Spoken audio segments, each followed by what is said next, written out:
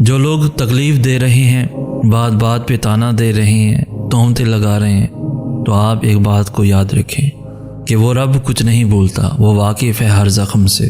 لوگوں کے رویوں کو اس کے سپرد کر دیں، آپ کا اجر بہت قریب ہے۔ آپ کے صبر کے اس سفر میں آپ کا رب آپ کے ساتھ ہے۔ بس مایوس مت ہو جب تم غم سے پریشان ہوتے ہو، جب تم اللہ سے دعائیں کر کے آنسو بہاتے ہو، جب تمہیں لگ رہا ہوتا ہے کہ سب ختم ہو گیا، جب تمہیں لگ رہا ہوتا ہے کہ تمہاری دعاؤں کو سنا نہیں گیا، جب تمہیں لگ رہا ہوتا ہے کہ اب جواب نہیں آئے گا، تب اللہ تعالیٰ تمہیں دیکھ رہا ہوتا ہے، تمہاری دعاؤں کو سن رہا ہوتا ہے، وہ مسکرا رہا ہوتا ہے۔ وہ مسکراتے ہوں گے تمہیں دعا مانگتا دیکھ کے کہ میرا یہ بندہ مجھے کتنا پیار سے بلا رہا ہے، کتنی محبت سے دعائیں مانگ رہا ہے۔ اور اگر تمہیں پتہ لگ جائے نا کہ اللہ تعالیٰ نے تمہارے لیے کیا اجر رکھا ہے، تو تمہیں کسی چیز کا غم نہیں ہوگا، تمہیں آزمائش چھوٹی لگنے لگے گی اور اللہ کی محبت غالب آ جائے گی۔ مگر ہر چیز کا ایک وقت اللہ تعالیٰ نے مقرر کر دیا ہے، تو تم بھی دعا کرو اور بہترین وقت کا انتظار کرو، اور نصیب سے نہیں گھبرو، وہ تو اللہ کے ہاتھ میں جو تم سے بے انتہا محبت کرتا ہے۔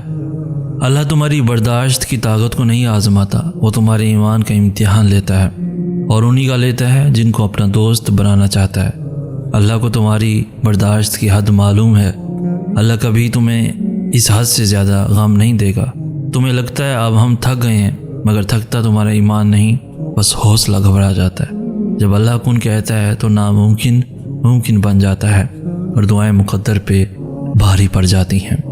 اسے سب یاد ہے تمہارا راتوں کو اٹھ اٹھ کر دعائیں کرنا، اپنی دعاؤں کی قبولیت کے لیے معجزے کا انتظار کرنا، تمہاری طرف تمہاری جستجو، وہ کچھ نہیں بھولا۔ وہ ان قریب تمہارے لیے معجزہ خاص کر کے تمہیں تمہاری من پسند چیز سے ملوا دے گا۔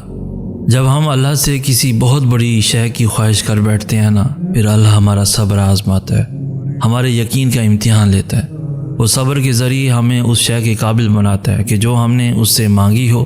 صبر سے بندہ نکھرتا ہے، سنورتا ہے، اس کا کردار مضبوطی کا دامن تھامتا ہے، اور بندہ جتنا بھی صبر کرتا ہے اس صبر کا اجر اتنا ہی دگنا ہوتا چلا جاتا ہے۔ آزمائش تب شروع ہوتی ہے جب کوئی چیز جان سے زیادہ پیاری ہو جاتی، جب اس چیز سے خود سے بھی زیادہ محبت ہو جاتی ہے۔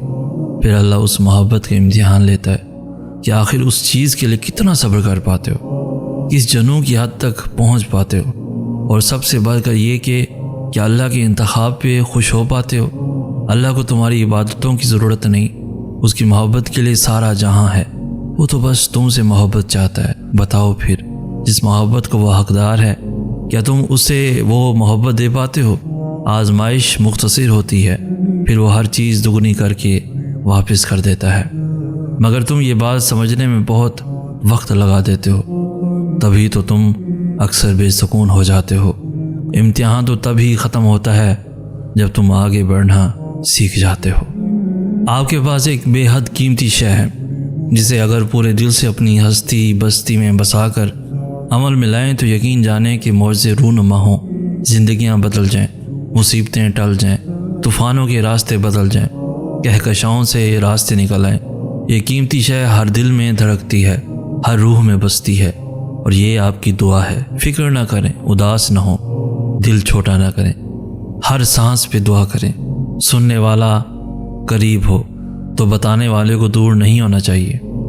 خود کو کبھی تنہا بے بس محسوس نہ کریں، دعا آپ کی قدر و منزلت اور آپ کی امداد ہے، یہ آپ کی کشتی اور آپ کا سہارا ہے۔ اپنی دعاؤں پر کامل یقین کرنا سیکھیں، یقین کے بغیر دعا ادھوری ہے۔ آپ جس رب کی بارگاہ میں اپنی مشکلات کا حل مانگ رہے ہیں، وہ اس دنیا کا ہی نہیں پوری کائنات کا مالک ہے، وہ کون اور فایا کون کا مالک ہے۔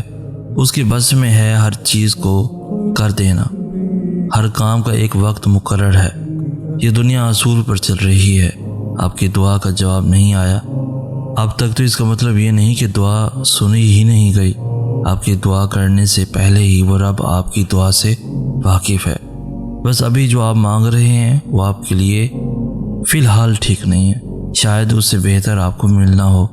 وہ آپ کی مدد بھی کرے گا اور خواہشات کو بھی پورا کرے گا، مگر تب جب وہ آپ کے حق میں بہتر ہوں گے۔ اس کی عطا پر شک نہ کریں ذرا بھی، کیونکہ اگر آپ اس کی مدد مانگ رہے ہیں تو یقین کریں اس کی مدد آپ کو ضرور نصیب ہوگی انشاءاللہ۔ میں تسلیم کرتا ہوں اپنا ہر گناہ، تو بخش دے مجھے۔ دیکھ تو رحیم ہے، تیرے در سے خالی گیا تو تیری رحمت پہ سوال نشان لگ جائے گا، اور تو کسی کو بے نیاز نہیں لوٹاتا، یہ تیری شان کے خلاف ہے۔ میری ندامت وقتی اور جھوٹی سہی، تیری رحمت تو پائیدار، ہمیشہ رہنے والی اور سچی ہے۔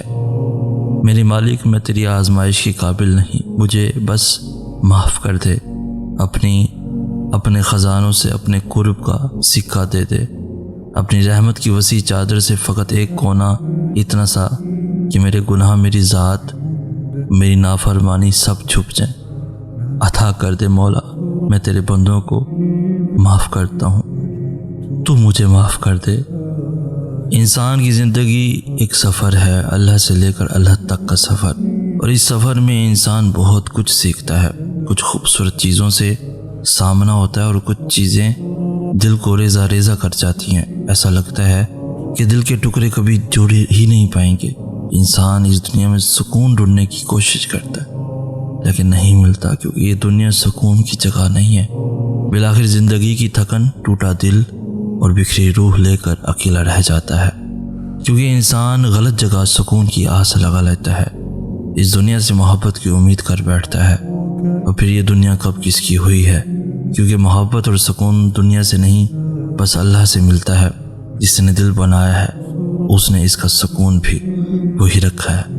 اللہ کی یاد میں زندگی کے اس سفر کا مقصد ہی یہی ہے، اللہ کو ڈھونڈنے کی آرزو، اسے پانے کی جستجو، اور اللہ جسے اپنی لو لگا دے تو ان کی زندگی بھی حسین ہو جاتی ہے، اور یہ سفر بھی، زندگی کا سفر بھی۔ اللہ کی محبت ہی بس محبت کہلانے کے لائق ہے۔ آپ اگر کسی انسان کے چھوڑ جانے یا دھوکہ دے جانے کی وجہ سے خود کو اذیت دے رہے ہیں تو آپ بہت غلط کر رہے ہیں۔ آپ کسی کے انتظار میں ہیں جو آپ کو دھوکہ دے کر اپنی زندگی میں خوش ہے، اس کا انتظار ہے آپ کو۔ اس نے آنا ہوتا تو جاتا ہی کیوں، اور اگر آ بھی جائے گا تو کیا، وہ پھر دھوکہ دے گا۔